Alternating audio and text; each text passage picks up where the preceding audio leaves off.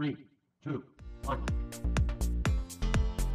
Hai, halo, kami dari Divisi Kominfo sedang dalam melakukan proses pengerjaan salah satu proker dari Kominfo yaitu Komintalk.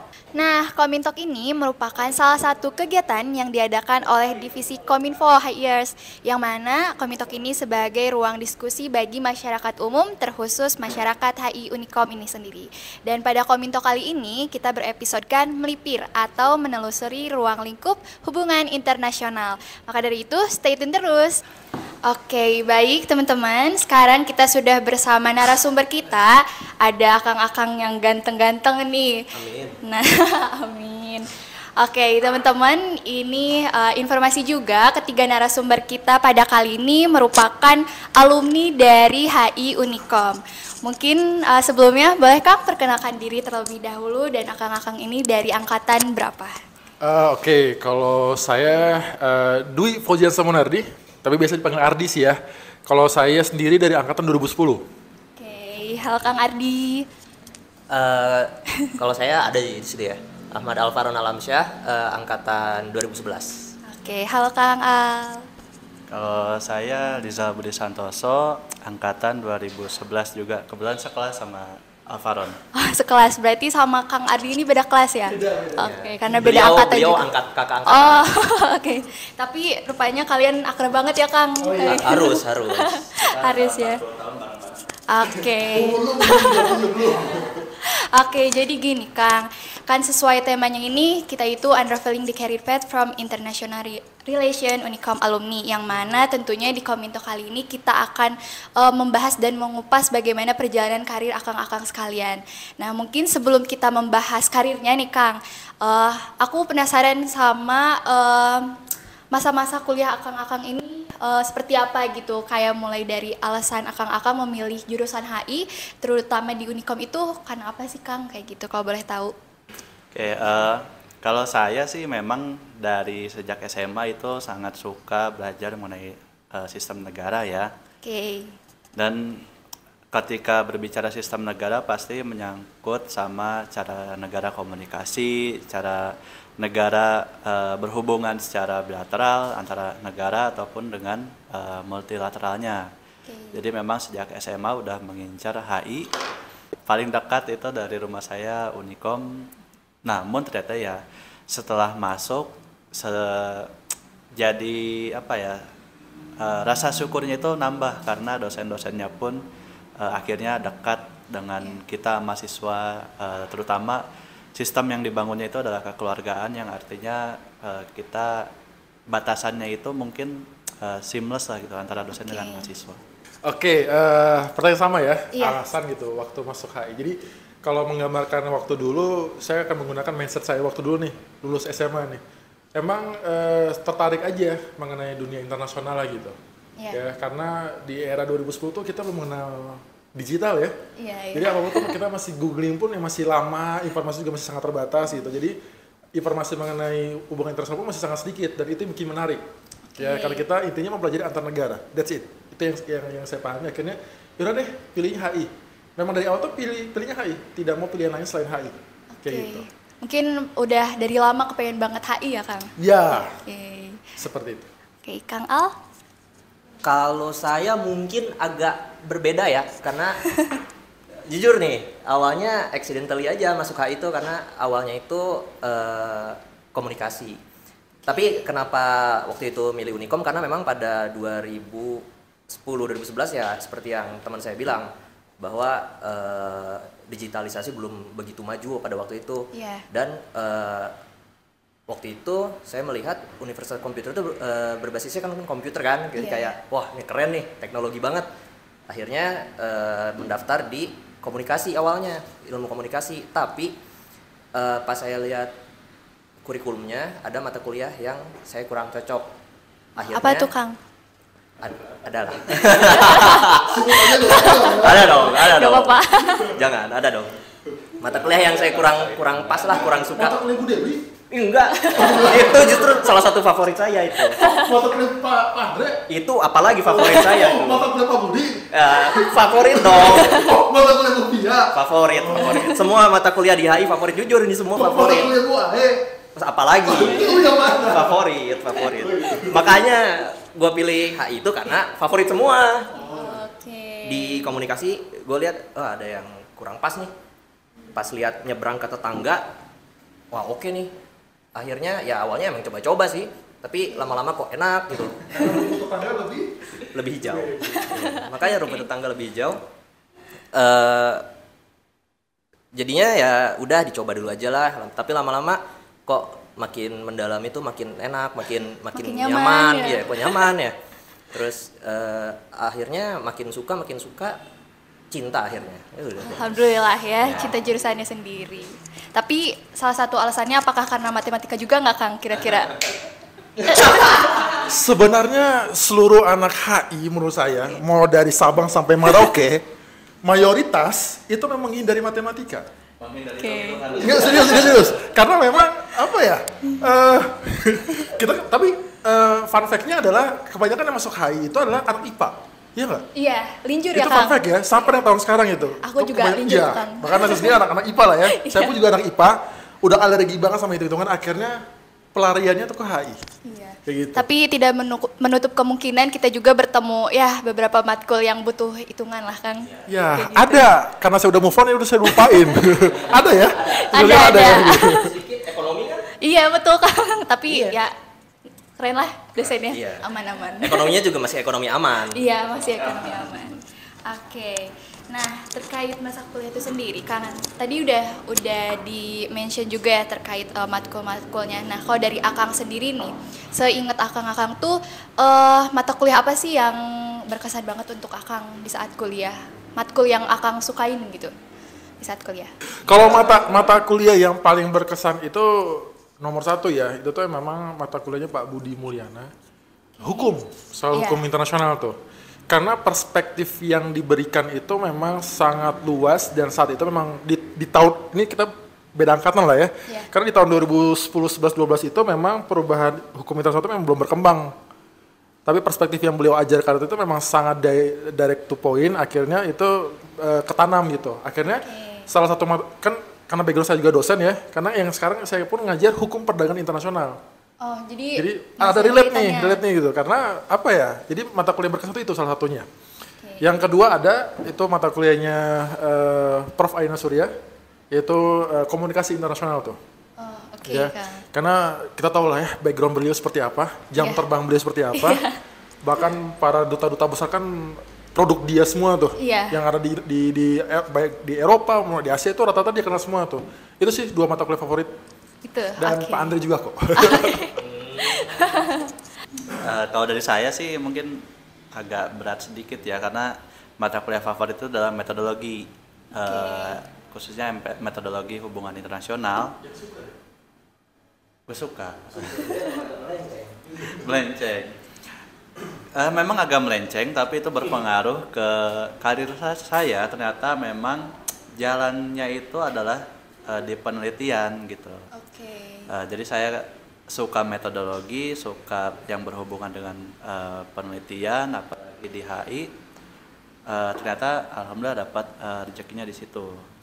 Kemudian kalau yang lainnya gitu ya, HI kawasan sih yang paling menarik kalau menurut saya, apalagi HI Eropa, Timur Tengah dan lain sebagainya itu mempelajari karakteristik di setiap kawasan yang menjadi kajian hubungan internasional itu sangat menarik buat saya. Oke. Apalagi waktu zaman saya kuliah lagi anget-angetnya Arab Spring, Oh, gejolak iya, iya. di Timur Tengah, jadi semakin menarik untuk dikaji.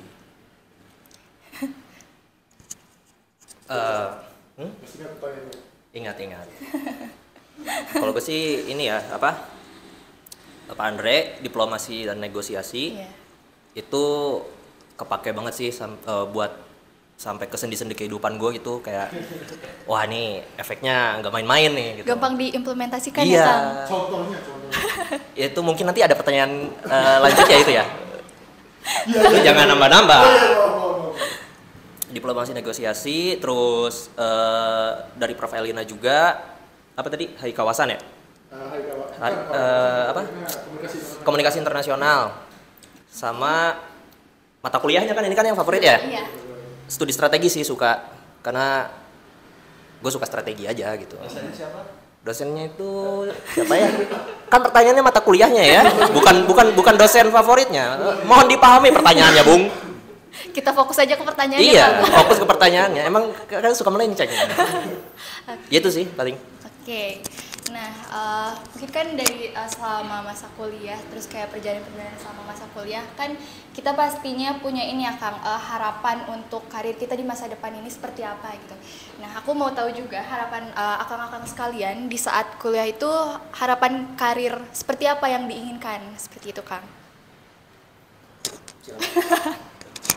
Oke, harapan ya waktu kita masih kuliah ya. Buat saya iya benar. Iya, karena hampir semua mahasiswa yang pertama kali masuk pasti ditanya keinginannya apa, pasti mau jadi diplomat. Atau enggak dubes ya Kang? Kalau nggak dubes lah ya, karena kalau dubes kan dari jejak karir lah ya, itu udah diplomat gitu. Rata-rata pasti kita bilangnya diplomat ataupun duta besar. Yeah. Saya pun juga sama kok. Kalau ditanya karir awal itu apa, duta besar, diplomat, itu udah menjadi goals main goalsnya lah gitu. Kita untuk lulus dari HI itu buat apa? Ya, itu sih untuk harapannya ya. Tapi kan harapan dan ekspektasi kan ada realita kan berbanding terbalik. Dan kita juga punya ini ya Kang, udah direncanakan sama yang di atas ya Kang untuk karir. Memang dari awal itu pengennya jadi diplomat gitu ya, karena ketika belajar negara, belajar bagaimana negara itu berhubungan sama negara lain tuh siapa sih yang melakukannya gitu ya. Kalau harus menteri luar negeri terus kan pasti ada bawah-bawahannya tuh ya, ternyata diplomat, duta besar yang akhirnya mindset saya tertuju ke sana dan harapannya pengen jadi duta besar atau diplomat gitu ya. Namun ternyata rezekinya bukan di situ. Jadi ya seperti itu aja lah. Oke. Curhatnya soal keinginan menjadi diplomat. Oke. Dari Kang Al nih. Kalau gue sih gini ya, harapannya. Iya, harapan karir kan. Karir ya. Pada saat itu ya sama lah semua. Gue rasa harapan anak HI itu ya mau jadi duta besar, diplomat. Tapi pada akhirnya ya kita harus harus legowo dengan keadaan di dunia kerja ya. Kayak kalau gue prinsipnya ya wherever you are gitu loh, yang harus dijaga itulah integritas kalian sebagai anak HI gitu loh. Makanya tadi di pertanyaan sebelumnya gue bilang diplomasi negosiasi itu ini banget, berpengaruh banget karena anak HI itu terkenal jago ngomong. Iya betul Kak. Nah di dunia kerja nih prinsip-prinsip duta besar itu bagus banget diterapin. Kayak misalkan kita itu jangan bilang nggak bisa. Karena belum dicoba juga kan? Iya, jadi walaupun kita nggak bisa, minimal bilang aja bisa dulu. Iya. Karena itu yang terjadi sama gue gitu loh. Awalnya gue nggak bisa, tapi gue nekat gitu loh bilang bisa, tenang, bisa. Yang penting itu meyakinkan, percaya diri, jago ngomong, jago berdiplomasi. Itu sih. Jadi harapan mah semua juga sama lah duta besar, tapi kan kenyataan itu kadang nggak berjalan sesuai dengan harapan ya. Iya betul Kang. Gitu sih. Oke. Nah, tadi lupa di-mention juga ya Kang. Jadi teman-teman HIers, akang-akang ini tuh setahu saya ini Kang Adi dan juga Kang Rizal ini profesi saat ini tuh on track ya dengan HI itu sendiri.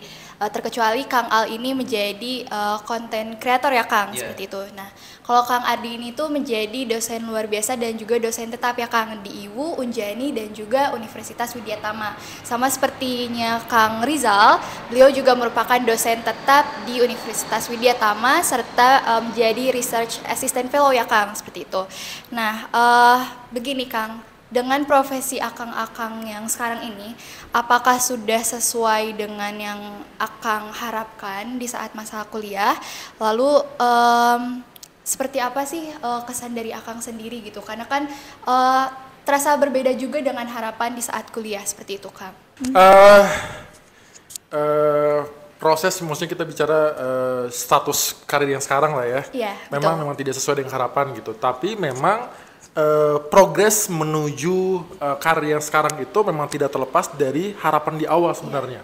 Ya, karena apa? Karena harapan di awal kita kan menjadi diplomat ya. Iya. Kita adalah lulusan HI yang memang di kemarin itu memang ngikut nih tes Kemenlu. Ya, ikut tes Kemenlu dan memang karena tidak berjodoh, bukan rezekinya, akhirnya memang kita tidak masuk ke sana. Akhirnya ya kita harus mengenal dulu nih potensi diri itu di mana lagi. Oke. Tadi kata Kang Al bahwa ya gua harus optimis gitu. Apa yang gue punya sekarang gitu. Karena memang problem kita anak HI itu adalah semua hal kita pelajari. Iya nggak? Iya, kita betul. mempelajari sosial, budaya, teknologi, Iya, betul. bahkan apalagi lulusan Unikom ya. Iya. Itu kita anak HI aja tuh diajarin, nggak tahu masih sama atau beda nih. Dari semester awal sampai dengan semester akhir Aplikom. Iya nggak? Kita tuh juga dipelajari, kita juga diminta untuk membuat website.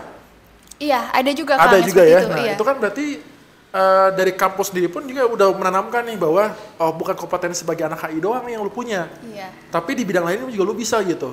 Dan yang paling mencengangkan saya waktu saya masuk HI itu adalah, apalagi HI Unikom ya, kita harus bongkar komputer. Sesuai nama univnya ya Kang? Iya, tentunya. sesuai nama universitasnya. Jadi proses itu akhirnya kita harus bisa mengidentifikasi nih kompetensi kita apa. Ya, karena saya memang pandai berbicara di depan, menjelaskan dengan baik, ya akhirnya dan alhamdulillah ada rezeki juga buat melanjutkan kuliah S2 saat itu. Akhirnya kayaknya bisa jadi dosen nih gitu. Gitu. Jadi karena lihat alurnya seperti itu bisa jadi dosen dan kebetulan cocoklah saya di menjadi dosen sama dengan saat ini. Iya. Kayak gitu. Oke. Kang Al, mungkin Kalau gue perjalanan karir ya. ini ya Kang, apakah profesi sekarang itu sudah sesuai harapan karir Oh. Kang Al atau bukan? Sejujurnya belum, makanya saya lanjut sekolah lagi kan. Sebetulnya belum, tapi kan ya seperti yang gue bilang tadi sih, kayak kadang kan harapan tidak, kenyataan tidak berjalan sesuai dengan harapan. Iya. Jadi apa sih tadi? Apa sih tadi pertanyaannya? Ya nggak sesuai sih, tapi kan ya mau gimana lagi gitu loh, harus tetap dijalani gitu sih. Oke. Kalau saya memang tadi di awal saya sebutkan itu suka sama berbau penelitian dan memang dari zaman kuliah suka banyak baca buku ataupun jurnal gitu ya. Akhirnya saya memutuskan untuk menjadi peneliti, banyak-banyak nulis, sering-sering nulis. Setelah lulus S1 lanjut S2, kemudian dari S2 itu memang dapat pekerjaan yang sesuai dengan yang saya mau gitu ya. Peneliti, kemudian risetnya pun tentang HI semua gitu, dari mulai keamanan laut, keamanan manusia, organisasi internasional, sampai Islam dalam HI.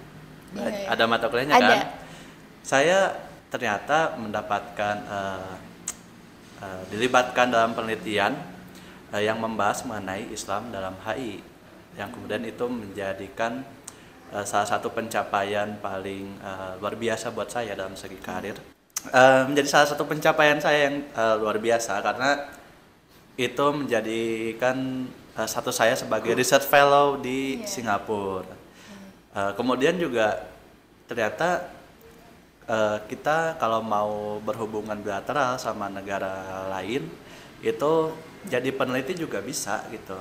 Karena saya pernah ikutan meeting bilateral waktu G20 kemarin, itu antara Kominfo dengan Kominfonya Amerika Serikat gitu. Jadi pencapaian-pencapaian yang memang saya sukai dari awal, dari mulai menulis, membaca, kemudian outputnya jadi peneliti, sampai hingga ke dosen sekarang, itu adalah satu hal yang mungkin luar biasa Dan patut buat disyukuri saya juga gitu ya, dan Kang. patut disyukuri juga gitu.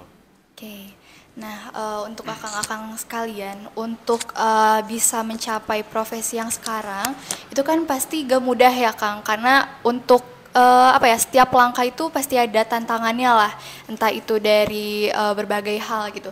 Nah, untuk karir Akang sendiri, untuk profesi yang saat ini atau sebelumnya, apa aja sih tantangan yang pernah dilalui oleh Akang? Ini memang kita harus melihat dulu lulusan Unikom nih, HI Unikom lebih tepatnya, ya, karena ini juga buat teman-teman yang lagi kuliah ataupun teman-teman yang nanti someday akan masuk nih ke HI Unikom gitu, karena tantangan terbesar itu memang di keilmuan kita. Bukan berarti tidak bagus sebenarnya, cuma kita tuh anak HI itu mempelajari banyak hal masalahnya. Akhirnya kita tidak memiliki spesifik kompetensi. Ya, contoh misalnya kayak gini, saya bilang deh, misalkan seorang pilot bisa nggak jadi dosen, jadi guru, bisa, paham ya? Tapi seorang dosen belum tentu. Iya. Paham ya? Ada paham. kompetensi khusus nih. Bagi kita anak lulusan HI Unikom ya, ataupun HI manapun, itu pasti kenalnya sama.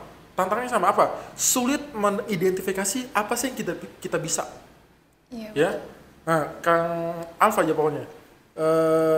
Gua sama Kang Rizal enak nih, kita linear ya, kita on track lagi gitu. Gimana sama Kang Alf? Nah, di sini kan bahwa dia menemukan kompetensi dia yang baru. Diajarin nggak di kampus? Enggak sama sekali. Tapi dia mencari tahu dan dia menambah kompetensi dia. Jadi tantangan lebih real itu bagian HI itu ada sulit menemukan kompetensi di diri dia sendiri secara individu ya. Karena itu yang saya alami. Mungkin ada satu fakta juga bagi teman-teman semuanya di sini adalah saya pernah lulus S1 S2 tuh kan lumayan tuh nyari loker, lowongan pekerjaan, ya. Sangat sulit menemukan requirement-nya itu lulusan HI. Sulit. Gak ada malah. Yang ada tuh cuma Pertamina, seingat saya ya, Pertamina sama Kemenlu. Paham ya? Nah, apakah itu menjadi kelemahan? Tidak juga, malah menjadi sebuah kekuatan tersendiri. Kenapa? Karena anak HI itu diberikan kompetensi, lu bisa apapun gitu. Contoh misalkan sebelum saya jadi dosen itu saya kerja di Astra International, ya. Di Astra International itu posisi yang kemarin saya pernah masuk itu jadi business development, ya. Business development itu gimana kan kerjanya ngapain? Kerjanya itu bagaimana kita membuka new opportunity bisnis untuk corporate ini. Nah, kemampuan anak HI yang paling kuat itu adalah kemampuan analisisnya. Kenapa Kang Rizal kuat di research? Research itu kan konsep di analisis, iya nggak? Iya, betul. Tadi pada saat kita berikan, Nasya ngomong ya, kalau misalkan tugas dosen banyak nih, bikin artikel, iya nggak? Iya. Karena anak HI itu memang anak HI itu memang di push. Ini nggak perlu takut kok, karena memang anak HI itu memang di push buat analisis. Iya, betul. Paham ya? Nah, saya bisa keterima di Astra, itu karena kemampuan analisis tadi. Tapi apakah bidang-bidang pekerjaan lainnya menuntut analisis? Tidak juga. Kalau kalimat saya mah, pekerjaan mah kayak jodoh, Nasya. Iya, betul. Iya, paham ya? Jadi, kalau misalkan nanti Nasya ataupun kita bertiga kemarin nggak lulus Kemenlu, apakah kita gagal? Enggak. Itu nggak gagal sama sekali. Nggak cocok aja kerjaannya. Dan banyak peluang lah selain itu. Betul, banyak peluang. Nah, mindset ini harus ditanam. Ini dulu ya, ini mindset saya dulu nih yang salah. Ini jangan sampai di eranya Nasya sama adik-adik kita nih sama nih. Ada yang ngomong kayak gini, kita mah lulusan HI Unikom mau kemana? Ngerti nggak? Iya. Jadi sudah pesimis duluan. Padahal yang menentukan itu adalah si diri kita sendiri, kompetensi kita. Kang Alf, ini sorry saya masuk di bidang Kang Alf nih ya, karena dia nggak bisa awalnya content creator gitu. Kita adalah anak-anak muda yang dimana besarnya kita tuh tidak di era kreator, tapi dia bisa. Dia malah memegang IG-nya Pertamina Nasional. Sorry ini malah menyebut brand nih. Nggak apa-apa. Paham ya? Nah, iya, soalnya kan baju dia ada nih. Nah, iya. Nah itu kan, jadi tantangan kita itu Nasya adalah, itu tadi harus menemukan kompetensi kita tuh di mana. Kang Rizal jago di research, saya jago di public speakingnya gitu. Kang Alf jago di tadi konten kreatornya. Akhirnya saat kita menemukan kompetensi kita, itu akan menjadi mudah. Tantangan kendalanya adalah saat orang itu belum menemukan nih potensi kita. Kalau misalkan Nasya dan teman-teman sudah menemukan nih potensi Nasya apa dari dini nih, Nasya bisa memprediksi tuh. Goyang kita ya masih aja. Tahu itu nggak? Tahu prediksi nggak? Tahu. Nah ini slogannya gitu. Udah itu dikit aja lah. Nah iya oke sorry. Akhirnya kan kita mengetahui kompetensi kita dari dini, arah kita 5, 10, 15 tahun ke depan kita tahu kemana. Tapi orang yang belum menemukan kompetensi dia, ini yang sulit. Gitu Nasya. Karena kan kebanyakan orang tuh masih bingung ya Kang. Karena yang tadi Kang Ardi bilang di HI itu sendiri kita mempelajari banyak hal gitu. Yes. Jadi agak sulit lah kita ini lebih innya tuh kemana gitu. Dan terkadang kita tuh menemukan bakat yang emang sebenarnya tuh bukan di apa ya di bidang yang emang kita mumpuni gitu Kang. Kayak Bener, gitu kan. bener banget. Gitu sih tantangan dari saya ya. Iya, oke. Enggak Kang Al? Oh, mau Rizal dulu? Mana? Yakin? Yang paling menarik kan switching karir mana ya? Oh, iya, iya juga sih. Apa ya? Dari mana ya mulainya ya? Dari awal kelulusan kali ya? Atau ya boleh. Tantangan Tantangan ditemui ya. Jadi dulu itu sebelum masuk ke dunia kerja itu dulu sebenarnya awalnya dari internship dulu sih, dari program HI dulu. HI Unicom itu ada program internship di Malaysia. Nah dari situ akhirnya masuk dulu tuh sebelum ke Pertamina ke Telkomsel. Ke Telkomsel itu dulu sempat jadi call center Telkomsel. Kenapa bisa masuk? Karena orang HI itu awam mikirnya adalah jago ngomong, Iya. jago bahasa Inggris. Iya, betul. Makanya waktu itu jadi call center sempat hampir setahun. Wah itu awal kita gabung itu per batch, dan di batch itu saya adalah orang yang menginisiasi untuk resign, ngajak teman-teman resign karena emang gak cocok lah gitu. Tapi pada akhirnya justru malah gue yang bertahan. Iya serius, karena gue mikir yang udah pada resign duluan, pada akhirnya balik lagi ke gue nanya masih ada nggak lowongan kerja. Artinya kan apapun itu harus disyukuri dan dihadapi gitu loh.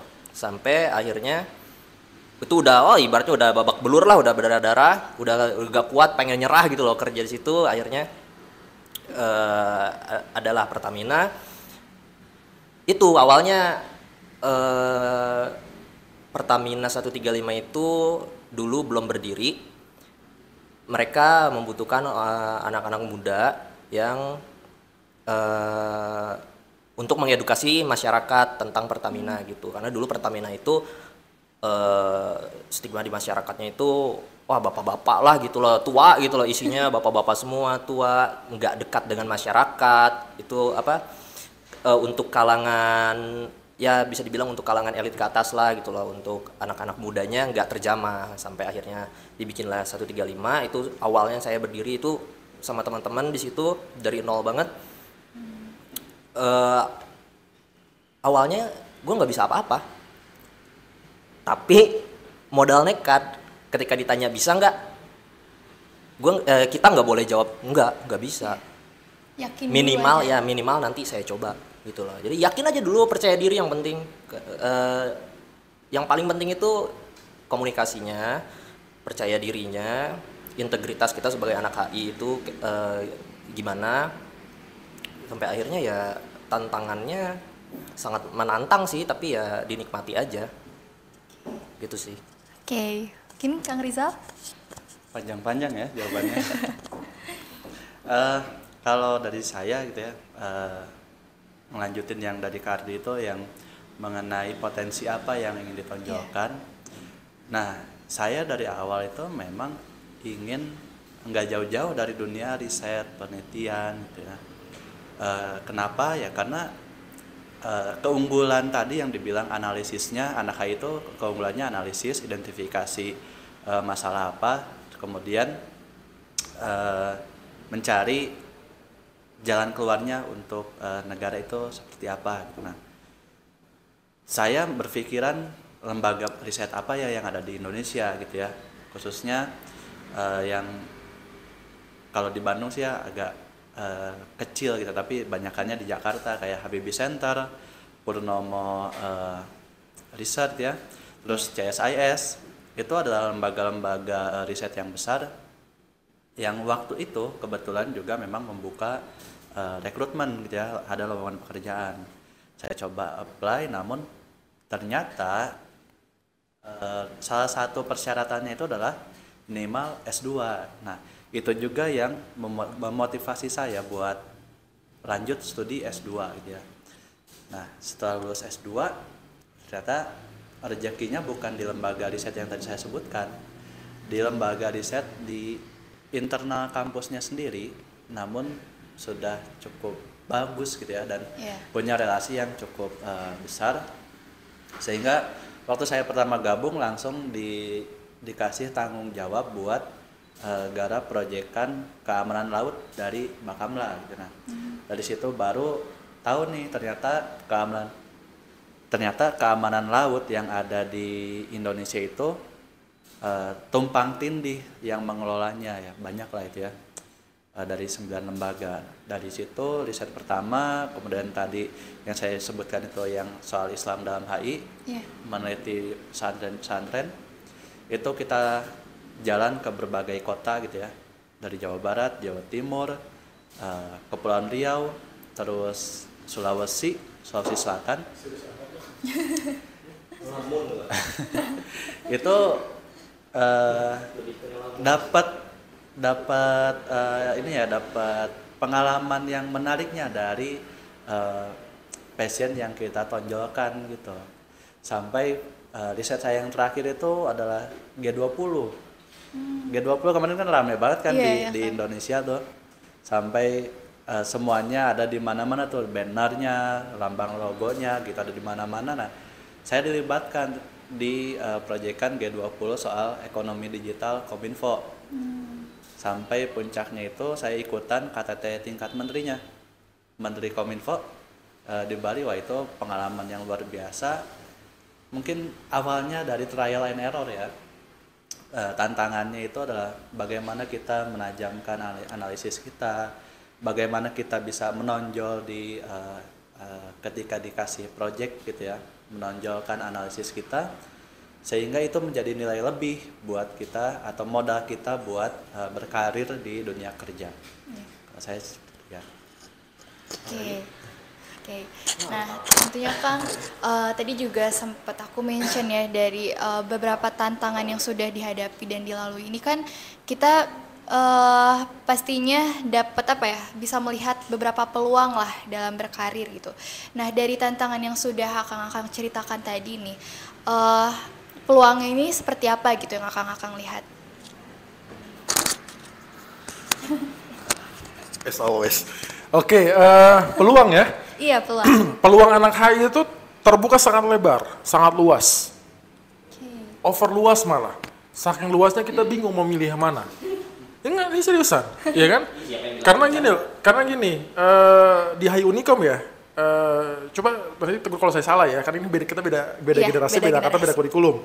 Kita mempelajari HI, yes, checklist. Kita mempelajari komputer, checklist. Kita mempelajari soal kewirausahaan, betul?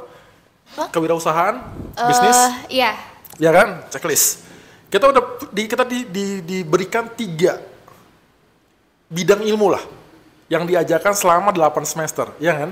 Iya. Nah, sehingga peluang bagi anak HI Unicom itu sangat luas. Kembali ke tadi statement awal saya mengenai tantangan. Mahasiswa ini harus tahu dulu nih kompetensi dia di mana. Saat dia tahu kompetensi di mana, peluang pun manapun bisa. Ya. Apakah gua waktu lulus mau jadi dosen? Enggak sama sekali. Karena malah menolak jadi dosen. Tawaran itu sudah datang jadi dosen sebelum lulus S2, tapi nggak mau sama sekali. Tapi ternyata perjalanan hidup ya akhirnya, ternyata jodohnya ya, tadi bilang jodoh itu karena ke dosen. Karena saya udah pernah bekerja di Astra International, ya salah satu perusahaan terkemuka di Indonesia, multinational corporation lah ya, buat anak HI kan kalau nggak Kemenlu ya multinational corporation, kalau nggak organisasi internasional ya kan, rata-rata seperti itu. Nah, peluangnya sangat luas. Selama dia mengetahui tadi kompetensi dia.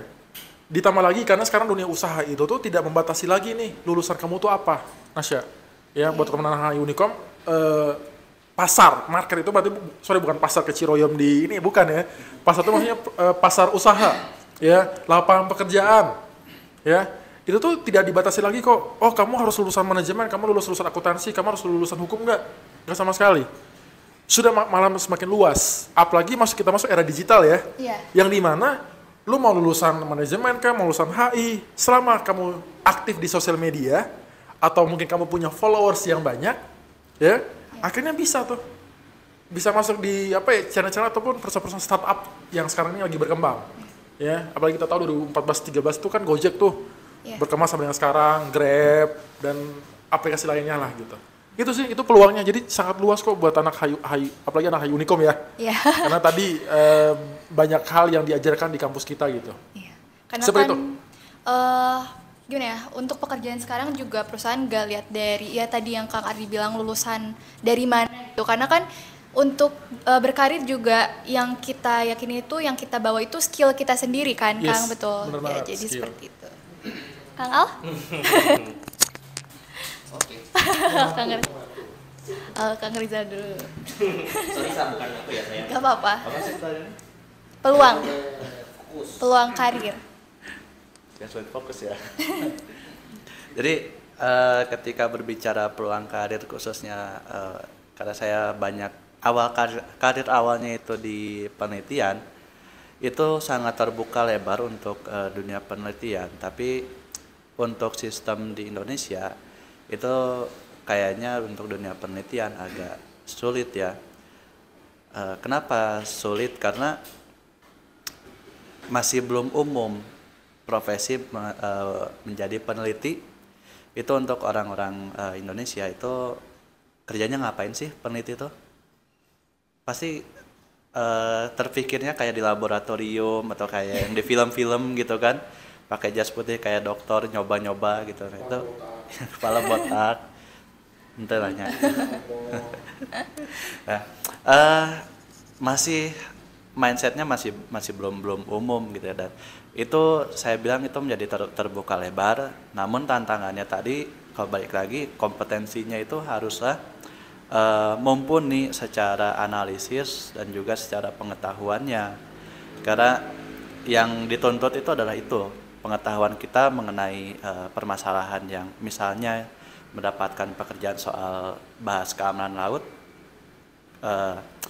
Pengetahuan kita soal keamanan laut di Indonesia itu kayak gimana, kemudian dari segi masyarakatnya pun, masyarakat pesisirnya kayak gimana, itu pun menjadi hirauan sebenarnya buat peneliti. Tapi peluangnya memang terbuka lebar. Tadi tantangannya balik lagi, kompetensi, analisis, dan pengetahuannya haruslah sangat-sangat mumpuni di bidang itu. Udah. Peluang karir ya? Iya. Oh, ini agak serius nih ya. Oh iya, ya makanya ini agak serius. Peluang karir untuk anak Unikom H itu ya seperti yang sudah dikatakan oleh teman kita, Iya. Kang Dwi Ardi ya. Ardi apa Dwi? Lu maunya Dwi apa Ardi? Ardi sama Kang Ardi. Bahwa peluangnya itu sangat terbuka luas karena kita mempelajari banyak hal di Unikom ini. Kayak apapun kita pelajari, dan itu kayak ya sosiologi sampai turunan-turunannya, bisnis tadi dipelajari, komputer jangan ditanya, itu udah basis kita. Terus ya apapun itulah, sampai ke ekonomi juga kita pelajari. Itu harus dijadikan modal untuk bergaul, untuk melakukan pergaulan. Ya gak usah tinggi-tinggi lah, gak usah pergaulan internasional harus, tapi sampai ke pergaulan-pergaulan dalam skala kecil pun, sampai ke tongkrongan pun itu harus dijadikan pondasi. Karena untuk di dunia kerja, ini mas saya cerita aja ya, kakek saya itu dulu seorang pengajar. Dia selalu tanya ke anak muridnya, kamu bisa apa? Ditanya satu-satu, kamu bisa apa, kamu bisa apa? Ketika ada anak yang bilang, nggak tahu tuh pak, saya mah nggak bisa apa-apa, disuruh keluar muridnya. Karena artinya seseorang itu harus memiliki skill, harus memiliki sesuatu yang dia suka, minimal yang dia suka, walaupun dia nggak bisa, tapi minimal ada yang dia suka. Iya, betul. Jangan sampai ditanya nggak tahu atau nggak suka apa-apa, nggak bisa apa-apa. Nah jadi potensi diri yang harus dikedepankan. Peluang udah ada, dimaksimalkan dengan potensi. Itu sih paling. Apalagi ya, mudah sih itu. Serius ya. Oke, dalam berkarir nih Kang, pastinya kan kita juga butuh strategi ya dalam berkarir itu. Nah, strategi seperti apa yang akang-akang sekalian rancang dalam profesi saat ini? Mulai dari Kang Al mungkin yang tadi bilang suka dalam berstrategi ya Kang? Ya bisa dikatakan begitulah. Apa sih pertanyaannya? Strategi karir seperti apa yang Kang Al rancang? Strategi karir ya. Sampai saat ini ya masih tetap mengejar cita-cita, makanya berkat teman-teman saya ini, saya nggak tahu ya kalau tanpa mereka ini apakah saya bisa apakah saya mau melanjutkan studi saya gitu loh. Untuk saat ini kebetulan saya masih melanjutkan studi dalam menyelesaikan hampir masih berusaha menyelesaikan studi karena memang masih mengejar cita-cita. Nah, jadi strateginya ya terus belajar sih apapun itu. Jadi jangan puas, jadi harus selalu lapar di dunia Harus kerja selalu itu. penasaran juga ya, Kang? Harus selalu penasaran apapun itu. Ya dalam hal positif ya. Iya. Pokoknya terus belajar aja sampai kapanpun itu. Belajar kan nggak ada batasan usia. Iya, betul sekali. Silakan. Siapa yang belum? Kang Rizal dan Kang Ardi. Saya sama ya tuh. Iya. Apa sih tadi pertanyaannya? Strategi karir. Strategi.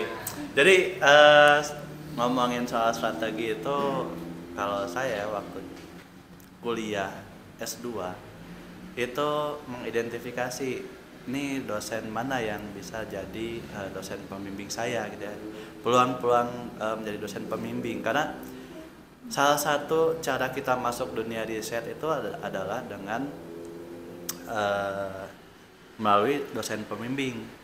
Dosen pembimbing itu pasti ada proyek-proyek riset yang misalnya membutuhkan asisten. Nah, kita tuh bisa tuh menawarkan diri sebagai asistennya. Ya berdarah-darah di awal dikit kan nggak apa-apa lah ya, menuju establish di akhirnya gitu ya. Nanti juga babak belur. Nanti juga babak belur. Nah, ketika itu ya saya langsung majukan diri buat jadi asistennya dosen saya waktu S2. Dan memang kebetulan lagi ada proyekan, dites lah tuh, saya dikasih tanggung jawab, megang isu, ternyata oke, dan dosen saya puas lah ya sama hasil kerja saya. Akhirnya ya lanjut, kita akhirnya lebih ke saudara gitu ya, saudara yang dekat karena pekerjaan. Terus juga strateginya juga adalah memilih mentor yang capable atau yang paling hebat lah gitu ya. Iya, Dan kebetulan juga saya untungnya dekat dengan mentor yang memang jago riset secara internasional, malah bukan lagi nasional. Cukup dekat, akhirnya kita banyak komunikasi, banyak ngobrol bagaimana sih dunia riset itu, kayak kemudian ide-idenya dieksplor gitu ya. Nah, dari kedekatan itu kemudian bisa dijadikan salah satu strategi.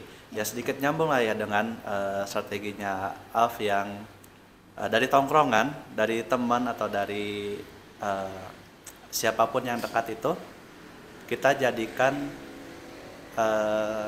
strategi kita buat mengembangkan karir ke depannya.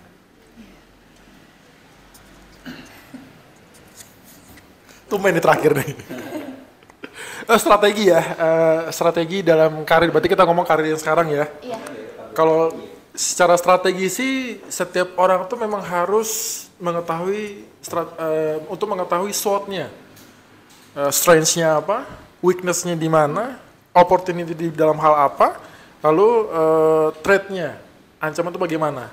Itu setiap individu sebenarnya harus mengetahui itu ya. Dari situlah dia akan mengetahui ini apa yang dia harus lakukan di next move-nya. Masih ada teman-teman semuanya.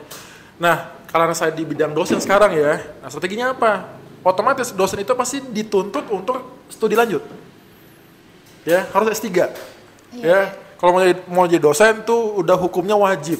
S2, S3 sampai dengan profesor, ya kayak Prof. Aina Surya lah ya.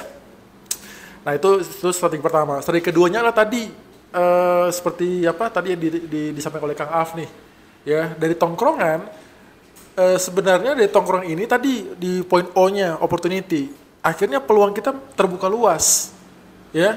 Contoh misalkan gini deh, sekarang kan saya dengan Kang Rizal kan jadi dosen ya, bukan dosen HI tapi dosen perdagangan internasional. Iya. Nah, dulu kita waktu zaman kuliah mikirnya dosen itu cuma ngajar doang, Mungkin Nasa mikirnya hal yang sama mungkin ya? Iya, Kang.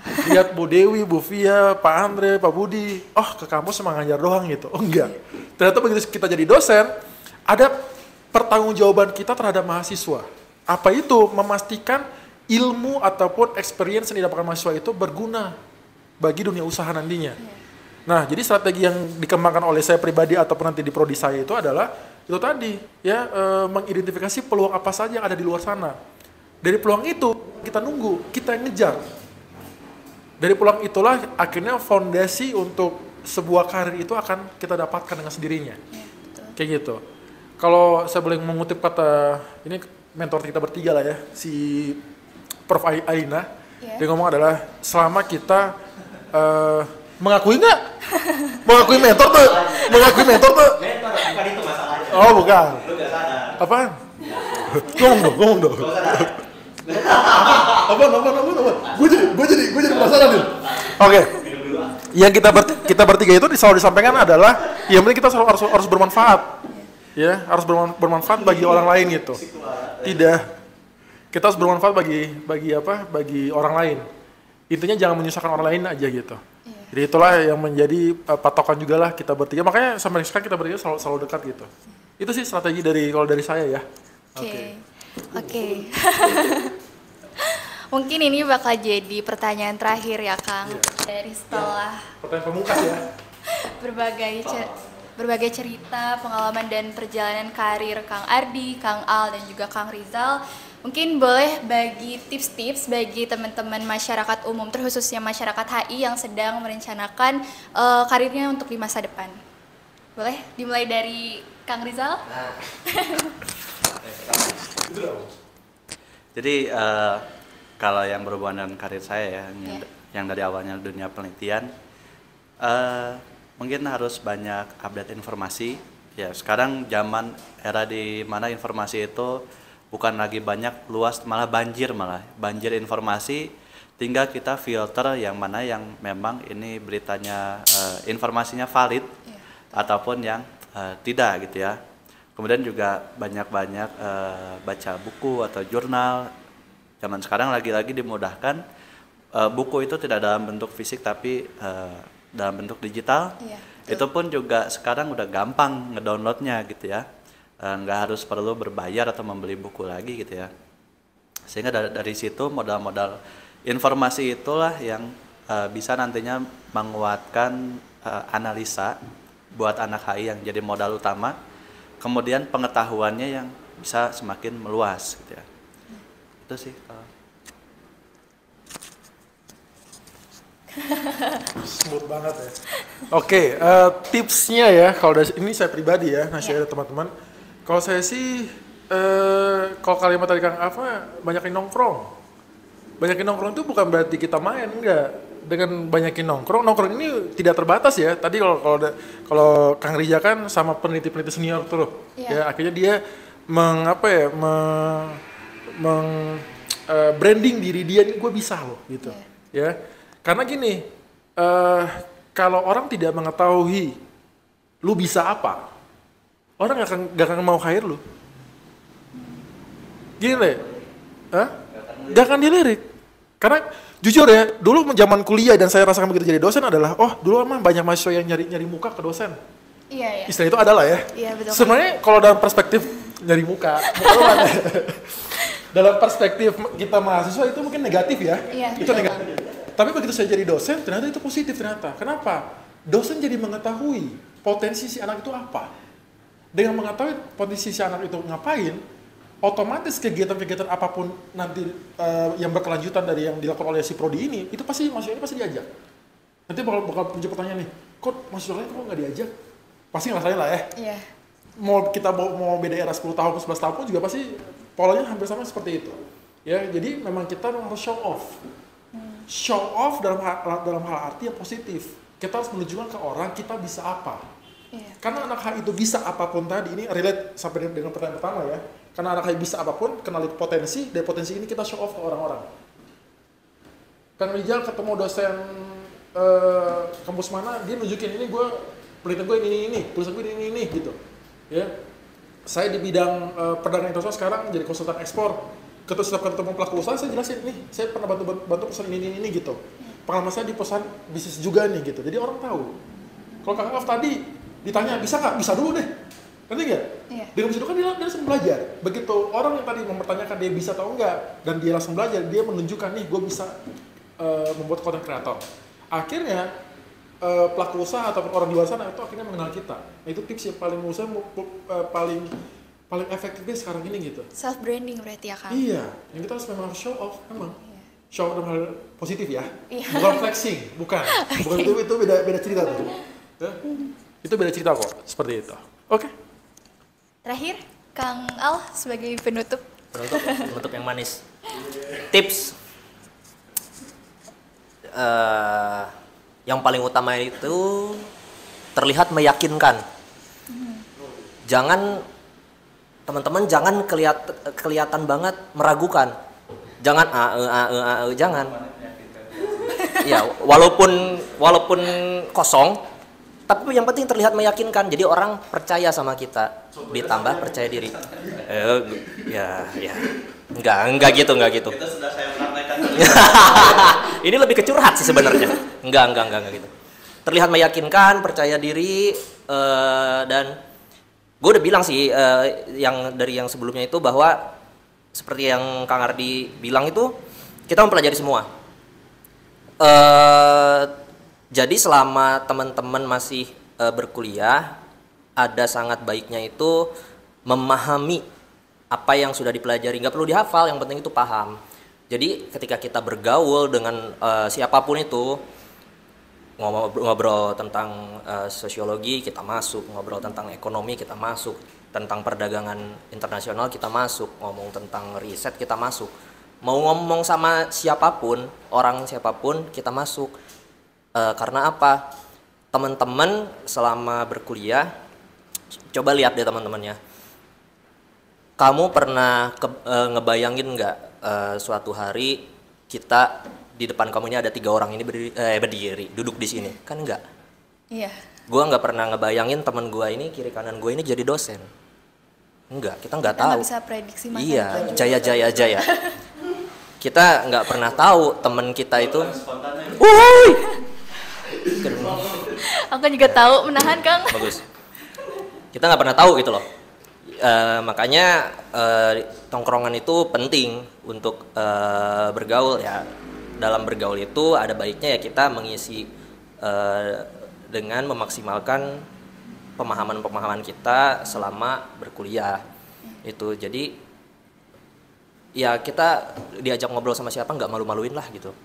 Itu sih tipsnya. Terlihat meyakinkan jadi orang percaya, wah nih orang bisa kerja nih, nih orang oke nih gitu sih. Oke. Mungkin tadi juga udah dibahas ya dari awal masa kuliah, terus juga mulai ke jenjang karir sampai yang sekarang gitu. Dan gak kerasa Kang, kita udah di penghujung acara. Masa sih?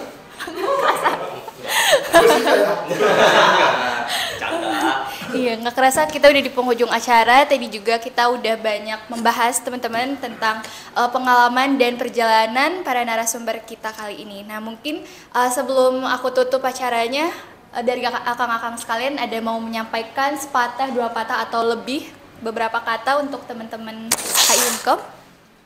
Perwakilan. Boleh perwakilan juga. Sepatah 2 patah ya.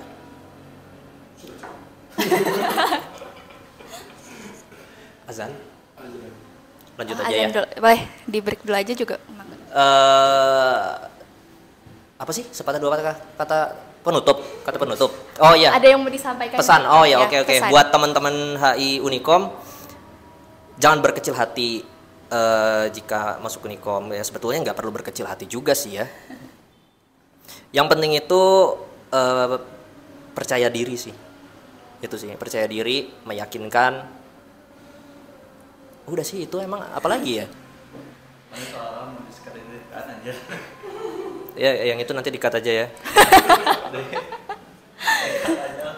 Dari Kang Adi atau Kang Rizal mau nambahin mungkin untuk teman-teman kakak tingkat yang sedang ya agak kerasa udah mau mendekati mereka sebentar lagi ingin berkarir gitu kayak semester 6 seperti sekarang yang udah ini skripsi atau yang semester 8 gitu. Ada pesan untuk teman-teman masyarakat Unikom? Buat adik-adik lah ya. Iya, Adik betul. kita nih yang sekarang lagi semester akhir di HI Unikom.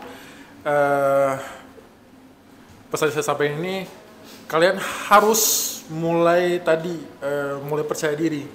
Ya, jangan merasa berkecil hati karena kita di Unikom. Iya. Karena memang problem kita itu kan memang kok HI di Unikom gitu kan, karena kata Ini komputer. ya Kang, gengsi Univ juga ngaruh ya Gengsi Kang? Univ gitu. Jadi singkirkan tadi alma mater, singkirkan tadi status kalian kampus manapun itu, gali potensi karena potensi itu di diri kalian, bukan di Iya. universitas kalian. Kayak gitu dari saya. Oke teman-teman, mungkin cukup sekian dari kegiatan kita pada hari ini. Sebelumnya saya ucapkan terima kasih kepada akang-akang yang telah meluangkan hadir di Komintalk pada kali ini. Semoga silaturahmi kita nggak terputus di sini aja ya Kang. Kayak gitu. Amin. Oke teman-teman, aku izin pamit undur diri. Cukup sekian dari acara kita kali ini dan tentunya Komintalk gak cuman sekali aja teman-teman. Nanti masih ada Komintalk selanjutnya. Stay tune terus dan sampai jumpa.